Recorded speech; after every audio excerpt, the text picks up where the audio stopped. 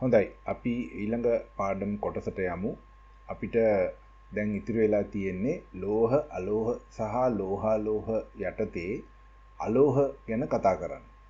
අපි අලෝහ යටතේ මේ අලෝහවල තියෙන රසායනික ගුණ සාකච්ඡා කරනවා. ඒ වගේම අලෝහ මූලද්‍රව්‍ය තුනක් අපි වැඩිපුර තොරතුරු සාකච්ඡා කරනවා. නයිට්‍රජන්, සල්ෆර් සහ කාබන් කියන මූලද්‍රව්‍ය තුන. හොඳයි. අපි ආවර්තිතා වගුවේ අලෝහ කුමන ස්ථානයේද පිහිටන්නේ කියන එක මේ වෙනකොට අඳුනගෙන තියෙන්නේ. අලෝහ සාමාන්‍ය උෂ්ණත්වයේදී, ඒ කියන්නේ කාම්බර උෂ්ණත්වයේදී, ඝන අවස්ථාවේදී වගේම ද්‍රව සහ වායු අවස්ථාවේ පවතින මූලද්‍රව්‍යයන් අඳුන ගන්න පුළුවන්.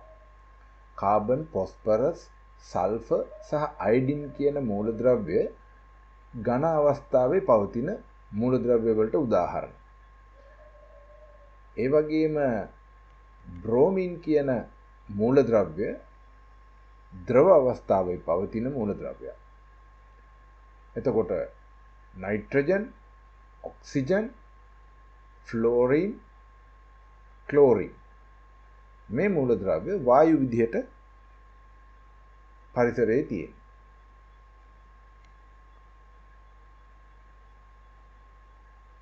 සාමාන්‍යයෙන් පරිසරයේ නිදහස් මූලද්‍රව්‍ය විදිහට අලෝහ මූලද්‍රව්‍ය හඳුනා ගන්න පුළුවන් වගේම සංයෝග විදිහටත් හඳුනා ගන්න පුළුවන්.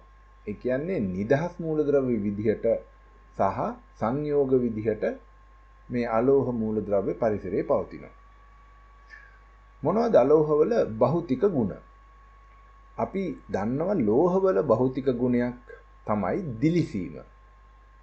ඒ වගේම ලෝහවල භෞතික ගුණයක් වෙනවා තහඩු විදිහට තලන්න පුළුවන්, එහෙම නැත්නම් ආහන්නේතාවය. ඒ වගේම කම්බි විදිහට අදින්න පුළුවන් කියන තන්නේතාවය.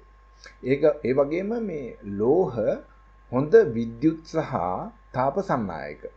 හැබැයි අලෝහවල මේ කිසිදු ලක්ෂණයක් නැහැ. ඒ කියන්නේ මේ කිසිම මේ කිව් එකදු ලක්ෂණයක්වත් අලෝහවල දකින්න හම්බ වෙන්නේ නැහැ. ඒ වගේම අලෝහ තැළුවහම කුඩු වෙනවා. අපි මේක හඳුන්වනවා භංගුරයි කියලා. හැබැයි අලෝහයක් වෙච්ච කාබන් වල එක් බහුරූපී අවස්ථාවක් වෙන මිනිරන්. අපි මේ බහුරූපී අවස්ථාව කියන එක ගැන ඉස්සරහදී පැහැදිලි කරගනිමු. මේ කාබන් වල විදුලිය සන්නයනය කිරීමේ හැකියාව තියෙනවා. කාබන් වල මිනිරන් කියන බහුරූපී අවස්ථාවේ. ඒ වගේම සාමාන්‍යයෙන් අලෝහ ඝනත්වයෙන් අඩුයි. ඒ වුණාට දියමන්ති කියලා කියන්නේ කාබන් වල බහුරූපී තවත් අවස්ථාවක්. දියමන්ති කියලා කියන්නේ ඊටාම දැඩිතාවයෙන් යුතු ද්‍රව්‍යයක්. ඒ කියන්නේ කාබන් දියමන්ති අවස්ථාවේදී දැඩිතාවය ඉතා ඉහළයි. හොඳයි. ඊළඟට අපිට බලන්න තියෙන්නේ අලෝහවල රසායනික ගුණ.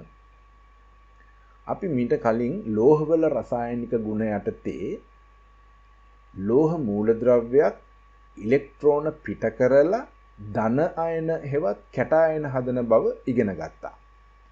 අලෝහවල සිද්ධ වෙන්නේ ඒකේ අනිත් පැත්ත. ඒ කියන්නේ අලෝහවල ඉලෙක්ට්‍රෝන ලබාගෙන අලෝහ මූලද්‍රව්‍යයේ ඍණ අයනය, එහෙමත් නැත්නම් ඒකට අපි කියනවා ඇනායනය. මෙන්න මේ විදිහට ඇනායන සාධන. ඒ වගේම අලෝහ ඔක්සිජන් සමග සාධන ඔක්සයිඩ බොහෝ වෙලාවට ආම්ලික ඔක්සයිඩ.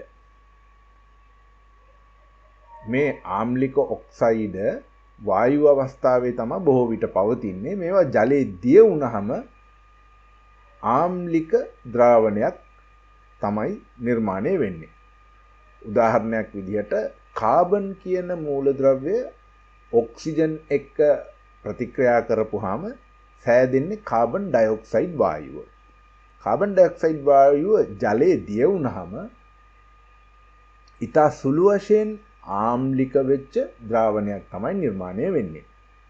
දැන් මේ විදිහට අලෝහ සමග ඔක්සිජන් සාධන සංයෝග වායු අවස්ථාවේ පවතිනවා වගේම ජලයේ දිය වුණාම අම්ල සාධනවා.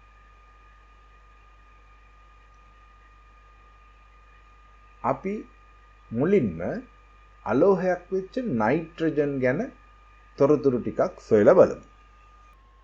නයිට්‍රජන් ස්වාභාවික වායු ගෝලයේ ද්විපරමාණුක අණුවක් විදිහට 78%ට ආසන්න ප්‍රමාණයක් පවතිනවා.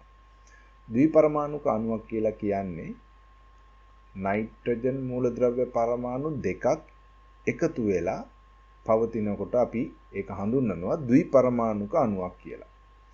ඉතින් නයිට්‍රජන් ස්වාභාවික වායු ගෝලයේ අපි දන්නවා වායු ගෝලය කියලා කියන්නේ මිශ්‍රණයක්. ඒ මිශ්‍රණයෙන් 78%ක්ම පවතින්නේ නයිට්‍රජන් වායුව. ඒ වගේම ජීවීන්ගේ ශරීරවල ඒ ශරීර නිර්මාණය වෙන්න නයිට්‍රජන් උපයෝගී වෙනවා. උදාහරණයක් විදිහට අපි අපේ ආහාරවල අපි ප්‍රෝටීන කියලා හඳුන්වන්නේ නයිට්‍රජන් අඩංගු රසායනික සංයෝග. එහෙනම් අපි උදාහරණයක් විදිහට මේ කාබනික ද්‍රව්‍ය ගත්තොත් හියුමස් ඒකේ තියෙන්නේ ශාක සහ සත්ව කොටස්. එහෙනම් ඒ වගේත් නයිට්‍රජන් අඩංගු වෙනවා. වායුගෝලීය වාතයේ වගේම පාංශු වාතයේත් නයිට්‍රජන් අඩංගු වෙනවා.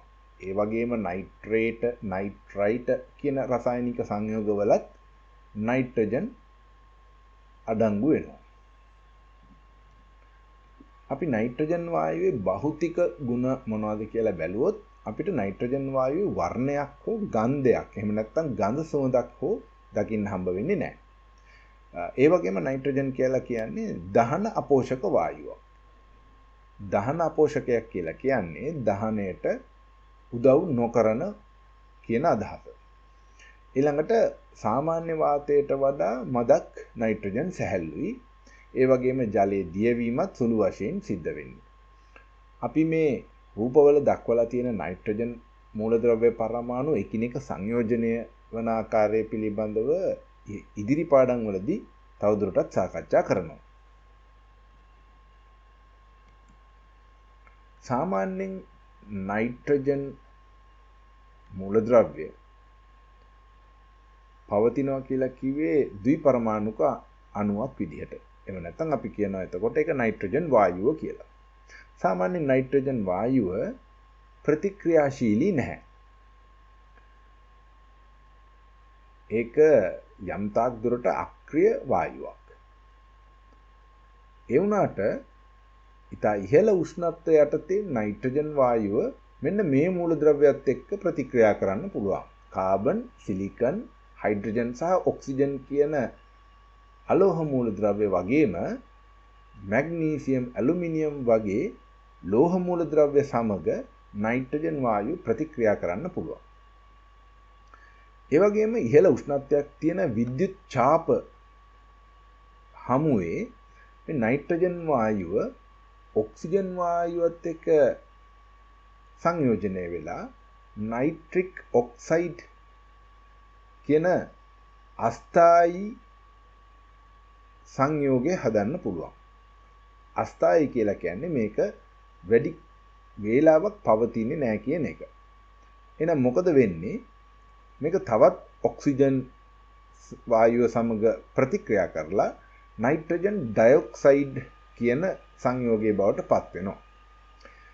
දැන් මේක සිද්ධ වෙන්නේ ඉතා ඉහළ උෂ්ණත්වයක් ඇති විද්‍යුත් ඡාප හමුවේ. විද්‍යුත් ඡාපයක් කියලා කියන්නේ විදුලිය හේතු කොටගෙන ඇතිවන තාපය සහිත අවස්ථාවක්. අපිට මේක ස්වාභාවික පරිසරයේ සිදුවෙන අවස්ථාවක් විදිහට උදාහරණයක් ගන්න පුළුවන් අකුණු ගහන අවස්ථාව. එහෙනම් අකුණු ගහන අවස්ථාවේදී මේ කියපු ක්‍රියාවලිය සිද්ධ වෙනවා.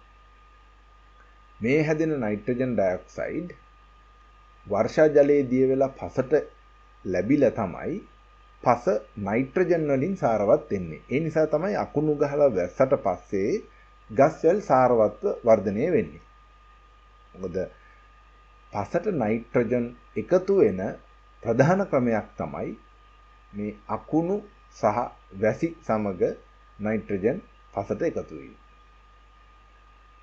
ඒ වගේම නයිට්‍රජන් කර්මාන්ත ශාලාවල ප්‍රයෝජනයට ගන්නවා විශේෂයෙන්ම ඇමෝනියා නිපදවීම සඳහා. ඇමෝනියා කියලා කියන්නේ නයිට්‍රජන් සමග හයිඩ්‍රජන් මූලද්‍රව්‍ය පරමාණු 3ක් සම්බන්ධ වුණාම හැදෙන රසායනික සංයෝගයක්. එතකොට ඇමෝනියා කියන සංයෝගයේ ප්‍රධාන පරමාණුවක් මූලද්‍රව්‍ය පරමාණුවක් තමයි නයිට්‍රජන්. නයිට්‍රජන් පාවිච්චි කරනවා අපි ඇමෝනියා නිපදවීමට. මොකක්ද ඇමෝනියා වලින් තියෙන ප්‍රයෝජනය? ඇමෝනියා වලින් තියෙන එක ප්‍රයෝජනයක් තමයි නයිට්‍රජන් අඩංගු පොහොර නිපදවීම. දැන් අපි සාමාන්‍යයෙන් යූරියා කියලා හඳුන්වන පොහොර නයිට්‍රජන් 40%කට ආසන්න ප්‍රමාණයක් අඩංගු වෙන පොහොරක්. ඒ වගේම මේ නයිට්‍රජන් පාවිච්චි කරනවා පුපුරන ද්‍රව්‍ය නිෂ්පාදනය කිරීම සඳහා.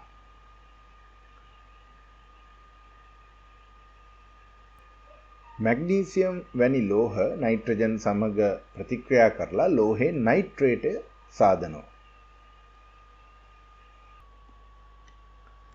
අපි දැන් බලමු නයිට්‍රජන් වායුවේ භාවිත මොනවද කියලා. අපි කලින් කතා කරා වගේම නයිට්‍රජන් අඩංගු පොහොර නිපදවීම සඳහා නයිට්‍රජන් භාවිතා කරනවා. ඒ වගේම අපි කතා කරා නයිට්‍රජන් වායුව කියලා කියන්නේ අක්‍රිය වායුවක් කියලා.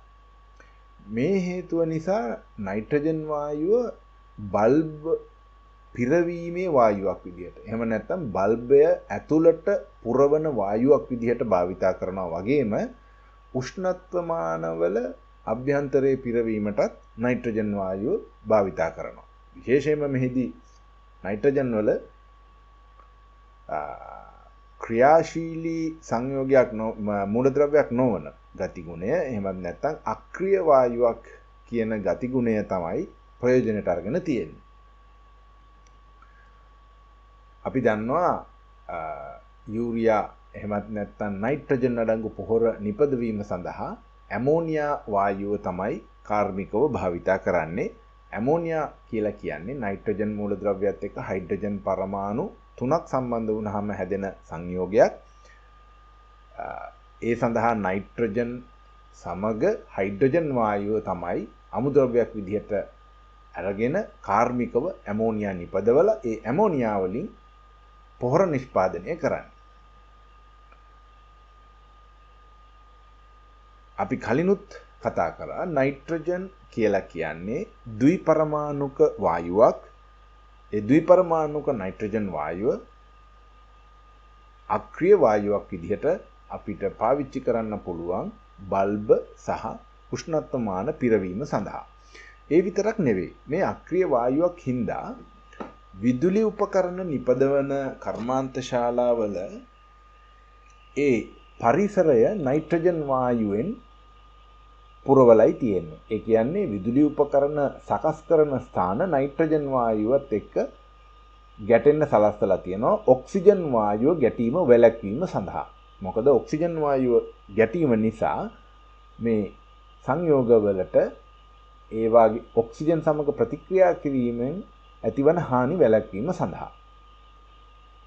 ඒ වගේම සමහර රසායනික ද්‍රව්‍ය ගබඩා කරන්නත් නයිට්‍රජන් වායුව අඩංගු පරිසරයක් භාවිතා කරනවා. මොකද නයිට්‍රජන් අපි කලින් කිව්වා වගේම ප්‍රතික්‍රියාශීලී නොවන නිසා. ඒ වගේම ආහාර ඇසුරුම් වල පිරවුමක් ලෙස නයිට්‍රජන් වායුව පාවිච්චි කරනවා. ඒ කියන්නේ ආහාර ඇසුරුම ඇතුළට නයිට්‍රජන් වායුව පුරවනවා.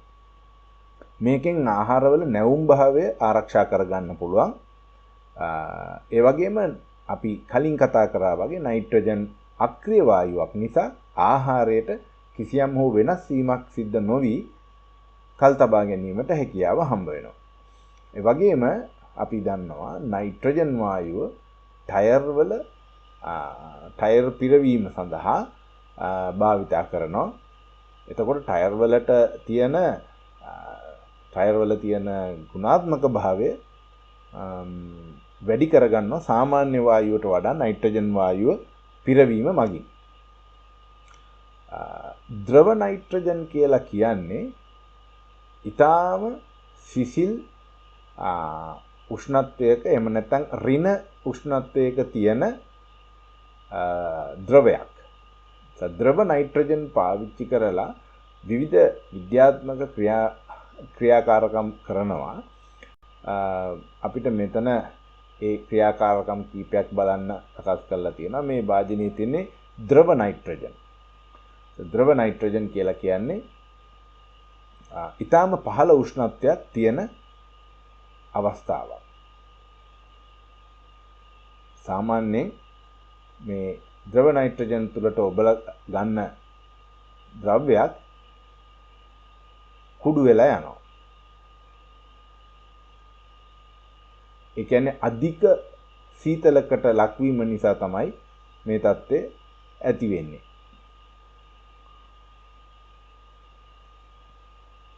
මේ උෂ්ණත්වය අඩුවීම නිසා අපි සාමාන්‍ය වායුගෝලයේ උෂ්ණත්වයේ තියෙන බැලුන් එකක් මේ ද්‍රව නයිට්‍රජන් තුලට ඇතුළු කරාම ඒක සිසිල් වෙනවා. අපි දන්නවා වාතය සිසිල් වෙනකොට සංකෝචනය වෙනවා, එහෙම නැත්නම් හැකිලෙනවා. ඒ නිසා මේ බැලුන් එකේ ඇතුලේ තියෙන වායුව හැකිලීමට ලක් වෙන බව අපිට නිරීක්ෂණය කරන්න පුළුවනි. මේක නැවතත් සාමාන්‍ය උෂ්ණත්වයට ක්‍රමක්‍රමයෙන් එනකොට ඒකේ ඇතුලේ තියෙන වායුව නැවතත් පෙර පරිමාවටම පැමිණෙනවා. ද්‍රව නයිට්‍රජන් බැලුන් එකක් ඇතුළට පිරෙව්වහම ක්‍රමක්‍රමයෙන් උෂ්ණත්වය වැඩි වෙනකොට ඒ ද්‍රව නයිට්‍රජන් වායු බවට පත් වෙලා ඒ බැලුන් එක පිම්මෙනවා. ඒ වගේම ද්‍රව නයිට්‍රජන් ජලයේ භාජනයකට දැම්මොත් ඒ ද්‍රව නයිට්‍රජන් ඉතා වේගයෙන් ඒකේ උෂ්ණත්වය වැඩි වෙන නිසා වාෂ්ප වෙනවා.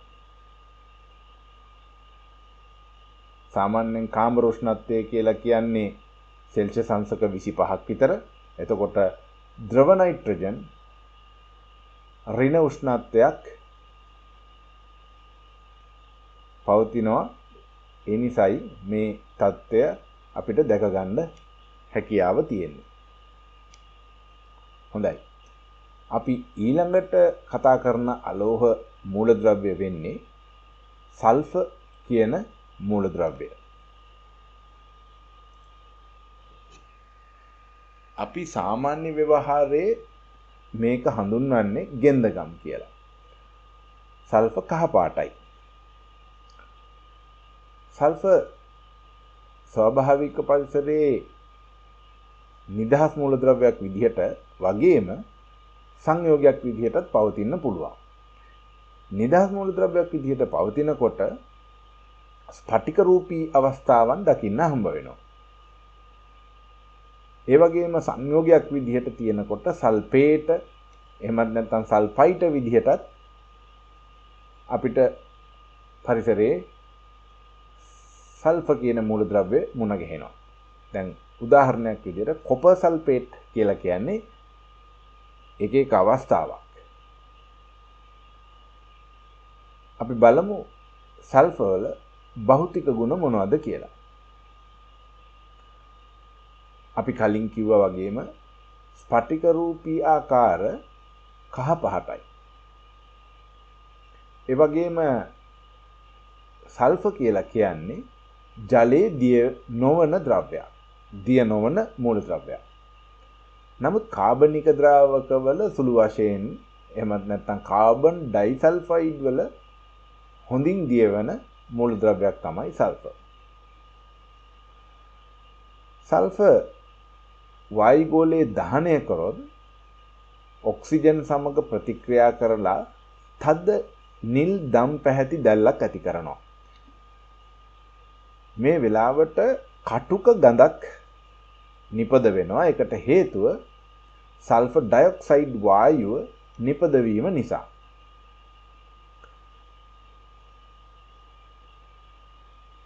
ඒ වගේම බොහෝ ලෝහ සල්ෆත් එක්ක රත් කරපුවාම ලෝහයේ සල්ෆයිඩය සාදනවා.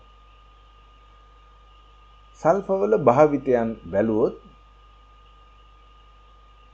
රසායනාගාරවල වගේම කර්මාන්ත ශාලාවල භාවිතා වන සල්ෆියුරික් කියන අම්ලය.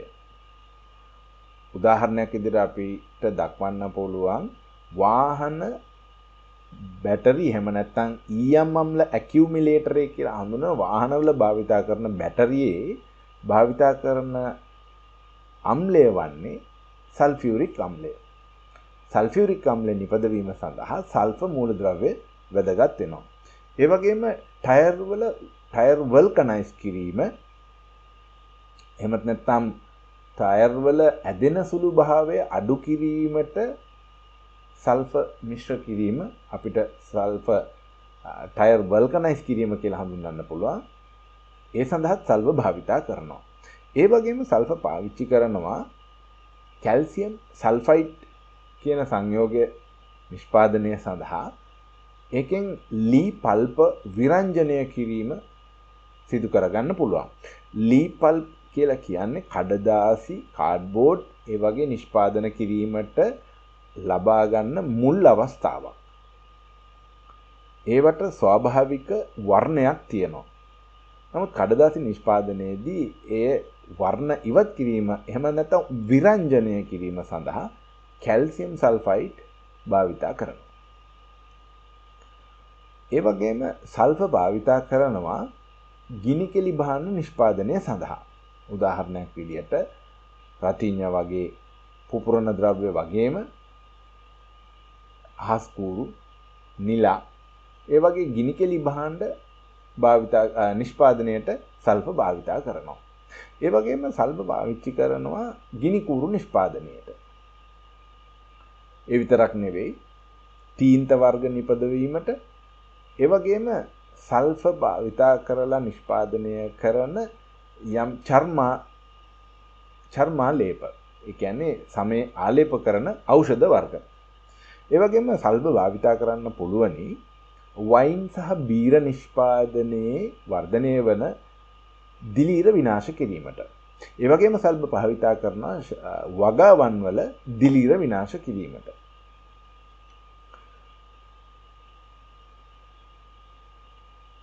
ඊළඟට අපි කාබන් කියන අලෝහය ගැන සාකච්ඡා කරමු.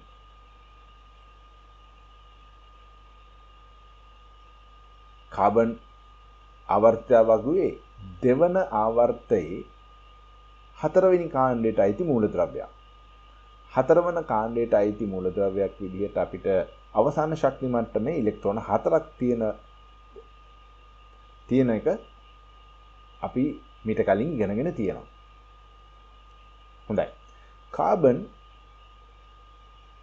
පරිසරයේ දකින්න හම්බ වෙන්නේ කොහොමද? එහෙම නැත්නම් පරිසරයේ අඩංගු වෙන්නේ කොහොමද? අපි දන්නවා කාබන් ඩයොක්සයිඩ් වායුව. පරිසරයේ කාබන් ඩයොක්සයිඩ් වායුව විදිහට කාබන් පවතිනවා වගේම ජීවීන්ගේ එහෙමත් නැත්නම් සතුන්ගේ ශාකවල දේහවලත් කාබන් අඩංගු වෙනවා. දැන් උදාහරණයක් විදිහට කාබෝහයිඩ්‍රේට් කියලා අපි ආහාරයට ගන්න. එහෙම නැත්නම් අපි ගන්න ආහාරවල තියෙන පෝෂක පදාර්ථයක් තමයි කාබෝහයිඩ්‍රේට්. ඒ කාබෝහයිඩ්‍රේට් වල කාබන් කියලා කියන්නේ අත්‍යවශ්‍ය මූලද්‍රව්‍යයක්. ඒ වගේම මේ ජීවි දේහ තුල කාබන් පවතිනවා වගේම දැන් අපි සාකච්ඡා කරපු විදිහට කාබන් ඩයොක්සයිඩ් විදිහට වායු ගෝලයේ කාබන් පවතිනවා. ඒ වගේම සත්ව සහ ශාක ජීවි දේහ තුල කාබන් පවතිනවා. ඒ වගේම මේ ශාක සහ සත්ව දේහ පසට යට වෙලා නිර්මාණය වන පොසිල ඉන්ධන පෙට්‍රල්, ඩීසල් වගේ පොසිල ඉන්ධන මේ තුලත් කාබන් අඩංගු වෙනවා. හොඳයි. කොහොමද පරිසරයේ කාබන් මුණ ගැහෙන්නේ? ප්‍රධාන ආකාර දෙකක් තියෙනවා. ඒ කියන්නේ අස්පටික රූපී සහ ස්පටික රූපී අවස්ථා. ස්පටික රූපී අවස්ථාවක් කියලා කියන්නේ ඒක බැලු බැල්මටම යම් ජ්‍යාමිතික හැඩතල තියෙන අවස්ථාවක් විදිහට මුණ ගැහෙනවා කියන එක. ජ්‍යාමිතික හැඩතල කියන්නේ මොනවද? ත්‍රිකෝණ, රොම්බස, චතුරස්‍ර මෙන්න මේ හැඩවලට කියනවා ජ්‍යාමිතික හැඩ කියලා. එතකොට මේ ස්වභාවයෙන් හමු වෙන ඕනම ද්‍රව්‍යයක් ජ්‍යාමිතික හැඩතල පෙන්වනවා නම් අපි ඒවට හඳුන්වන නම තමයි ස්පටික රූපී අවස්ථාව. එහෙනම් කාබන් අපිට හම්බ වෙනවා ස්පටික රූපී මෙන්ම අස්පටික රූපී අවස්ථා විදියට. අපි ඉස්සෙල්ලා බලමු අස්පටික රූපී අවස්ථා මොනවද කියලා. අඟුරු, ලාම්පු දැලි, ගල් අඟුරු වගේ අවස්ථාවන් අපිට අස්පටික රූපී අවස්ථාවන් කියලා හඳුන්වන්න පුළුවන්. එතන මොනවද මේ ස්පටික රූපී අවස්ථාවන්? ඒකට උදාහරණ තුනක් මෙතන තියෙනවා. එකක් තමයි දියමන්ති. ඒ වගේම මිනිරන්. ඊළඟට ෆූලරින්. මේ කාබන් වල ස්පටික රූපී මෙන්ම බහුරූපී අවස්ථාවක්. මේ බහුරූපී අවස්ථා කියන එක අපිට මීට කලින් මුණ ගැහුණා. මොකක්ද මේ බහුරූපී අවස්ථාව කියලා කියන්නේ? ඒ කියන්නේ කාබන් පවතින විවිධ අවස්ථාවන්. කාබන් දියමන්ති විදිහට පවතිනවා. කාබන් මිනිරන් විදිහටත් පවතිනවා. කාබන් ෆූලරින් විදිහටත් පවතිනවා. තවත් කාබන් පවතින අවස්ථාවන් තියෙනවා. නමුත් අපි මේ අවස්ථාවේදී මේ තුන් වර්ගය ගැන සාකච්ඡා කරනවා. එහෙනම් කාබන් අස්පටික රූපී අවස්ථාවෙන්ම ස්පටික රූපී අවස්ථාවේද පවතිනවා. ස්පටික රූපී අවස්ථාවේ පවතින අවස්ථා තුනක්, එහෙම නැත්නම් බහුරූපී අවස්ථා තුනක් අපිට දියමන්ති, මිනිරන් සහ ෆූලරින් විදිහට හඳුන්වන්න පුළුවන්. මොනවද කාබන් වල භෞතික ගුණ? කාබන් අපි කලින් කිව්වා වගේම ස්පටික රූපී මෙන්ම ස්පටික රූපී අවස්ථා වේ පවතින. කාබන් කියලා කියන්නේ අලෝහ මූලද්‍රව්‍යයක්. අලෝහ විදුලිය සන්නයනය නොකරන බව කිව්වා. නමුත් අපි විශේෂයෙන් මතක තියාගන්න ඕන කාරණාවක් තමයි මිනිරන් විදුලිය සන්නයනය කරනවා. එහෙනම් කාබන් කියලා කියන්නේ විදුලිය තාපය සන්නයනය නොකරන අලෝහ ගති ගුණ දක්වන මූලද්‍රව්‍යයක්. උනාට කාබන් වල එක් බහුරූපී අවස්ථාවක් වන මිනිරන් විදුලිය සන්නයනය කරනවා. ඒ වගේම අපි දන්නවා අලෝහ මූලද්‍රව්‍ය දැඩි බව අඩු මූලද්‍රව්‍ය. ඒ වගේ දැඩි භාවය අඩුයි. ඝනත්වය අඩුයි. එසේ වුවත් දියමන්ති කියලා කියන්නේ ඝනත්වය වැඩිම අවස්ථාවක්. සාමාන්‍යයෙන් දියමන්ති වගේම මැණික් අපි මේ අවස්ථාවේදී මැණික් ගැන කතා කරන්නේ නැහැ. මැණික් වල අඩංගු වෙන ප්‍රධාන මූලද්‍රව්‍යයක් වෙන්නේ සිලිකන්. අපි ඉදිරියේදී සිලිකන් ගැන සාකච්ඡා කරනවා. නමුත් මේ අවස්ථාවේදී අපි මැණික් ගැන කතා කරොත් මැණික් වල දැඩිතාවය ඉහළයි සාමාන්‍ය පාෂාණ වලට වඩා. නමුත් ඊට වඩා දියමන්ති වල දැඩි භාවය ඉතා ඉහළයි.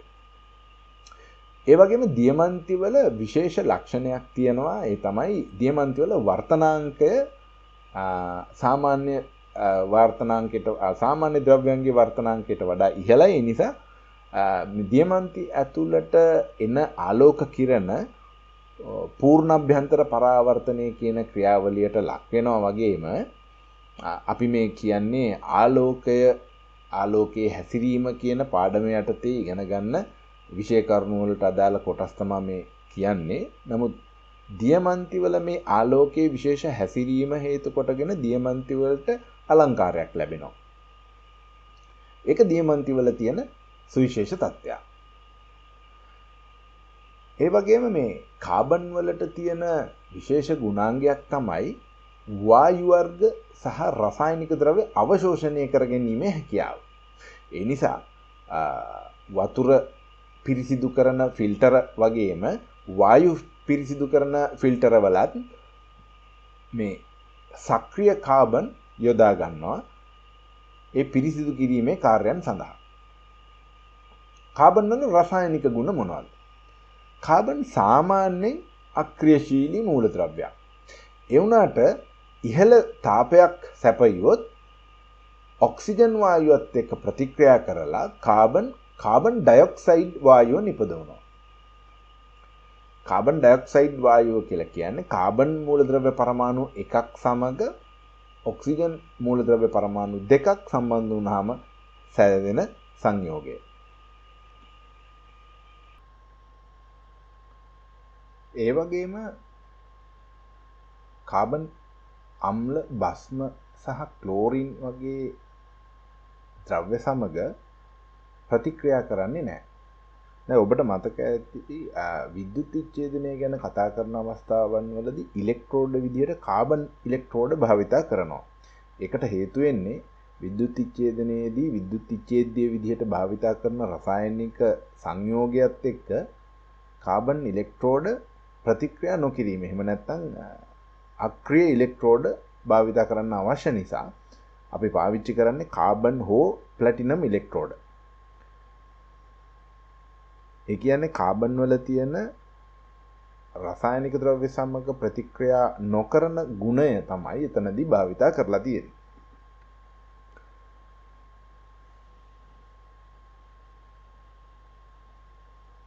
කාබන් කැල්සියම් ඔක්සයිඩ් එහෙමත් නැත්නම් අලුහුණු සමග සංයෝජනය වෙලා කැල්සියම් කාබයිඩ් කියන සංයෝගය හදනවා. සාමාන්‍ය ව්‍යවහාරයේ කාබයිඩ් කියලා පළතුරු ඉදවීමට යොදා ගන්න රසායනික ද්‍රව්‍ය මේ කැල්සියම් කාබයිඩ්. නමුත් පළතුරු ඉදවීම සඳහා කැල්සියම් කාබයිඩ් යොදා ගැනීම නිර්දේශ කරන්නේ නැහැ. කැල්සියම් කාබයිඩ් විශේෂයෙන්ම භාවිතා කරනවා පෑසුම් කටයුතු සඳහා භාවිතා කරන ඔක්සි ඇසිටලීන් දැල්ල නිර්මාණය කර ගැනීම සඳහා. මේ ඔක්සි ඇසිටලීන් දැල්ලෙන් ඊටම ඉහළ තාපයක් නිපද වෙන නිසා පෑසුම් කටයුතු සඳහා භාවිතා කරන දැල්ලට මේ කැල්සියම් කාබයිඩ් වලින් නිපද වෙන ඇසිටලීන් වායුව පාවිච්චි කරනවා. සාරවිට විකුණන වෙළෙන්දෙකුගේ ඒ සාරවිට තට්ටුවේ ලාම්පු දැල්ල විදිහට පාවිච්චි කරන්නේ මේ කැල්සියම් කාබයිඩ් සංයෝගයට ජලය මිශ්‍ර කරනකොට පිටවෙන ඇසිටලීන් කියන වායුව දහනය කරන දැල්ල. ඊළඟට අපි බලමු කාබන් වල භාවිත. කාබන් විවිධ අවස්ථාවල පවතින බව මීට කලින් අපි කතා කරා. ඒ එක් අවස්ථාවල යොදා ගන්න එක ප්‍රයෝජන එකිනෙකට වෙනස් වෙනවා. අපි පිළිවෙලකට මේ ගැන සාකච්ඡා කරමු. අපි බලමු අස්පටික රූපී අවස්ථාවේ තියෙන කාබන් මොනකටද පාවිච්චි කරන්නේ කියලා. විශේෂයෙන්ම ටයර් වල පිරවුම් ද්‍රව්‍යයක් විදිහට අපි දුවා ටයර් වල රබර් වලට අමතරව ඒ ටයර් පිරවීම සඳහා භාවිතා කරනවා කාබන්. ඒ වගේම තීන්ත නිෂ්පාදනයට කාබන් පාවිච්චි කරනවා. ඒ වගේම කාබන් වල තව එක් අවස්ථාවක් තමයි ගල් අඟුරු. ගල් අඟුරු ඉන්ධනයක් විදිහට භාවිතා කරනවා. ලංකාවේ ලක්විජය බලාගාරයේ විදුලිය නිපදවීම සඳහා භාවිතා කරන ඉන්ධනය වෙන්නේ ගල් අඟුරු. මිනිරන් පැන්සල් නිෂ්පාදනය කිරීමට වගේම බැටරි වල ඉලෙක්ට්‍රෝඩ නිපදවීමටත්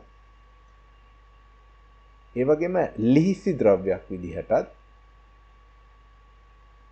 මිනිරන් පාවිච්චි කරනවා.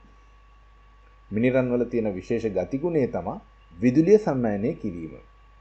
දියමන්ති ස්වර්ණාභරණ සෑදීම සඳහා ඒ වගේම දැඩිතාවය නිසා වීදුරු කැපීමේ උපකරණ නිෂ්පාදනයටත් ඒ වගේම ඔරලෝසු වැනි තරාදි වැනි ගෙවි යන කොටස් වල ඒ ගෙවෙන ස්ථාන ගෙවීමේ වළක්වා ගැනීම සඳහා දියමන්ති කොටස් පාවිච්චි කරනවා. නමුත් මේවා ඊටා මිල අධික සහ නිවරදතාවය ඊටා ඉහළ උපකරණවල තමයි භාවිතා කරන්නේ. ඊළඟට අඟුරු විදිහට පවතින කාබන් අපි පාවිච්චි කරනවා. එහෙම නැත්නම් මේකට කියන සක්‍රිය කාබන් කියලා. විශේෂ වායු වර්ග අවශෝෂණයට සහ රසායනික ද්‍රව්‍ය අවශෝෂණයෙන් ජලය පිරිසිදු කර ගැනීම සඳහා මේක පාවිච්චි කරනවා. ඊළඟට නැනෝ කාබන්. නැනෝ කියලා කියන්නේ තර පරිමාණයක්. උදාහරණයක් විදිහට සෙන්ටිමීටර් මිලිමීටර් වගේ නැනෝ කියලා කියන්නේ පරිමාණයක්. මේක ඊටාම කුඩා අවස්ථාවක්. මේ නැනෝ පරිමාණයේ නිෂ්පාදන සඳහා කාබන් භාවිතා කරනවා. විශේෂයෙන්ම නැනෝ කෙඳිති ඊටාම දැඩි සවිශක්තිමත් තන්තු විශේෂයක්. නැනෝ කාබන් වලින් කෙරෙන නිෂ්පාදන බොහොමයක් පර්යේෂණ මට්ටමේ තියෙනවා. අනාගත විද්‍යාත්මක ලෝකයේ මේ නැනෝ පරිමාණයේ කාබන් වලින් කෙරෙන නිෂ්පාදන අපිට බහුලව දැක ගන්නට ලැබේවි. අපිට ඊළඟට ලෝහාලෝහ යටතේ සාකච්ඡා කරන්න තියෙන්නේ මේ ලෝහ සහ අලෝහ මැද පිහිටන ලෝහාලෝහ ගැන. එයටතේ අපි සාකච්ඡා කරනවා සිලිකන් සහ බෝරෝන් කියන ලෝහාලෝහ මූලද්‍රව්‍ය සම්බන්ධයෙන්. පෘථුවියේ කබොලේ වැඩිපුරම තියෙන මූලද්‍රව්‍ය දෙක වෙන්නේ ඔක්සිජන් සහ සිලිකන්. පෘථුවි කබොලේ වැඩිපුරම තියෙන දෙකෙන් එකක් වෙන්නේ සිලිකන්. සිලිකන් කොහොමද පරිසරයේ දකින්න හම්බ වෙන්නේ? සිලිකන් දකින්න හම්බ වෙනවා ස්පටික රූපී අවස්ථාවක් මෙන්ම අස්පටික රූපී අවස්ථාව විදිහට. වැලි, එමරල්ඩ්, තිරුවානා මැණික් කියලා කියන්නේ ස්පටික රූපී අවස්ථාවන්ට උදාහරණ. අස්පටික රූපී අවස්ථාවක් තමයි මැටි. සිලිකන් කියලා කියන්නේ ඉහළ ජලනාංකයක් තියෙන මූලද්‍රව්‍යයක්. සෙල්සියස් අංශක 1410 දී විතර තමයි ඝන අවස්ථාවේ ඉඳලා ද්‍රව අවස්ථාවටපත් වෙන්නේ. සිලිකන් විශේෂ ද්‍රව්‍ය නිෂ්පාදනය කිරීමට යොදා ගන්න වැදගත් මූලද්‍රව්‍යයක්. අපි භාවිතා කරන සියලුම ඉලෙක්ට්‍රොනික උපාංග නිපදවන්නේ සිලිකන් පදනම් කරගත්ත ඉලෙක්ට්‍රොනික උපාංග යොදලා. එහෙනම් අපි භාවිතා කරන පරිගණක, ජංගම දුරකථන මේ හැම එකක්ම ඉලෙක්ට්‍රොනික උපාංග. එහෙම නැත්නම් ඉලෙක්ට්‍රොනික උපකරණ. මේ වගේ ට්‍රාන්සිස්ටර් වැනි ඉලෙක්ට්‍රොනික උපාංග පාවිච්චි කරනවා. මේ ට්‍රාන්සිස්ටර නිපදවීම සඳහා භාවිතා කරන ප්‍රධාන මූලද්‍රව්‍යයක් වෙන්නේ සිලිකන් මූලද්‍රව්‍යය. ඒ වගේම සිලිකන් මූලද්‍රව්‍ය භාවිතා කරනවා සූර්ය කෝෂය එහෙම නැත්නම් සූර්ය පැනල නිෂ්පාදනය කිරීම සඳහා. ඊළඟට අපි බලමු බෝරෝන් කියන මූලද්‍රව්‍ය. බෝරෝන් කියලා කියන්නේ කළු පැහැති ඝන අවස්ථාවේ පවතින මූලද්‍රව්‍යයක්. බෝරෝන් ප්‍රතික්‍රියාශීලීතාවෙන් අඩු මූලද්‍රව්‍යයක් වෙනවා. බෝරෝන් වල ඝනත්වය 3300ක් විතර වෙනවා ඝන මීටරයට කිලෝග්‍රෑම්. මේ වගේම 2200ක් සෙල්සියස් අංශක උෂ්ණත්වයකට පත් වුනහම මේක ද්‍රව අවස්ථාවට පත් වෙනවා. ද්‍රවාංකය 2200ක් විතර වෙනවා සෙල්සියස් අංශක. බෝරෝන් වල භාවිතා කිරීම ගත්තාම පෑසුම් කටයුතු සඳහා බෝරෝන් භාවිතා කරනවා. ඒ වගේම චර්මාලේප සැකසීම සඳහා බෝරෝන් භාවිතා කරනවා. විශේෂයෙන්ම අධික උෂ්ණත්වයට රත් කරන්න පුළුවන් වීදුරු නිෂ්පාදනය කිරීම සඳහා බෝරෝන් යොදා ගන්නවා. ඊළඟට අපිට කතා කරන්න තියෙන්නේ ආවර්තිත වගුවේ මූලද්‍රව්‍යවල ඔක්සයිඩවල ස්වභාවය ගැන. මෙතනදී අපි මේ ඔක්සයිඩවල ස්වභාවය කියලා සලකා බලන්නේ ආම්ලික, භාස්මික සහ උභයගුණී ස්වභාවයයි. අපි ආවර්තිත වගුවේ සුවිශේෂ මූලද්‍රව්‍ය කීපයක් මේ සඳහා යොදා ගන්නවා.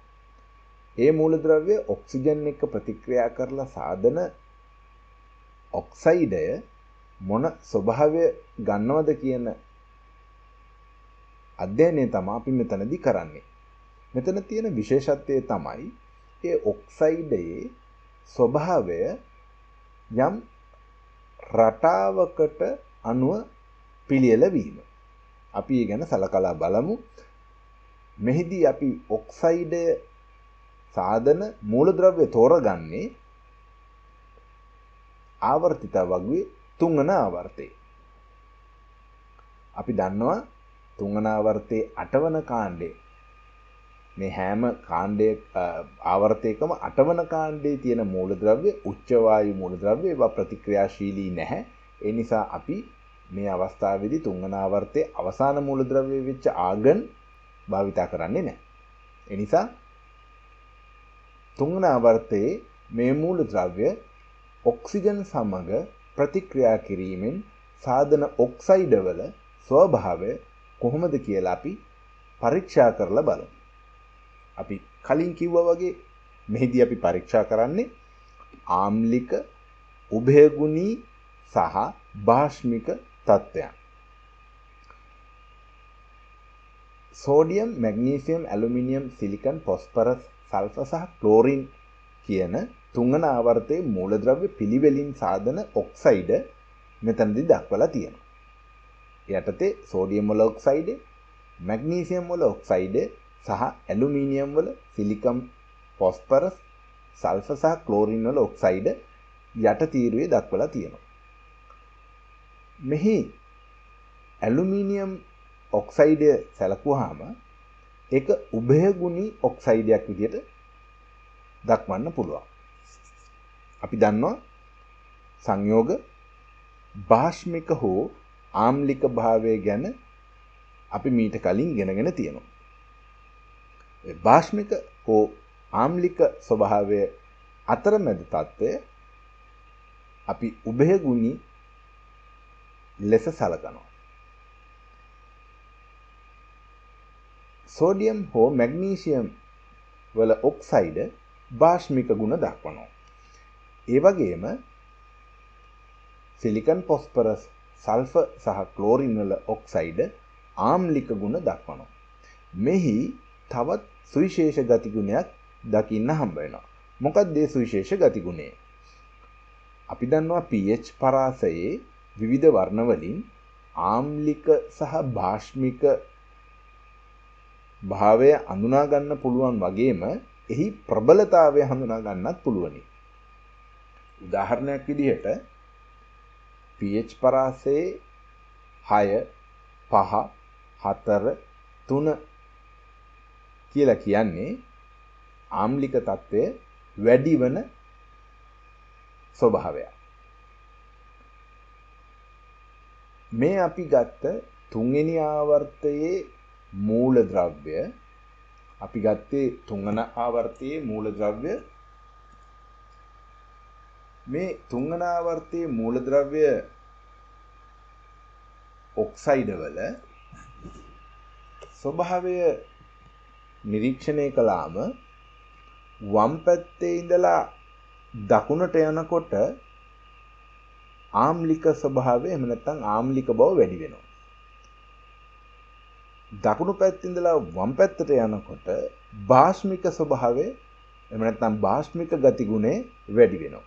මේක හරිම වැදගත්. මොකද්ද වැදගත්කම? ආවර්තිත වගුවේ වම් පස සිට දකුණට යන විට ඔක්සයිඩ වල ආම්ලික ස්වභාවය වැඩි වෙනවා. ආවර්තිත වගුවේ දකුණු පස සිට වම් පසට යන විට ඔක්සයිඩ වල භාෂ්මික ස්වභාවය වැඩි වෙනවා.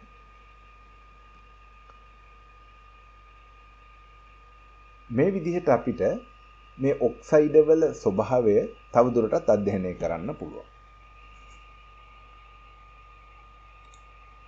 අපි උභයගුණී ඔක්සයිඩයක් විදිහට ඇලුමිනියම් ඔක්සයිඩ් හඳුනාගත්තා. ඒ වගේම අපි ආවර්තිතාවකයේ දකුණට යන විට ආම්ලික ස්වභාවය වැඩි වෙන බව සාකච්ඡා කළා.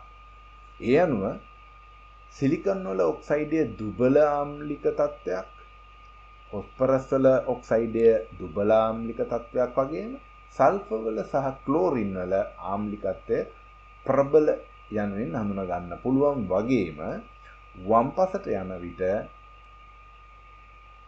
ඔබට පැහැදිලි වෙනවා ඇති බාෂ්මික තත්ත්වය දුබල සිට ප්‍රබල තත්ත්වයට වෙනස් වෙන බව.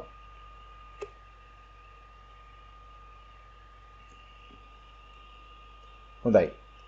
අපේ ඊළඟ පාඩම් කොටසෙන් අපි රසායනික සූත්‍ර සාකච්ඡා කරනවා. ඒ යටතේ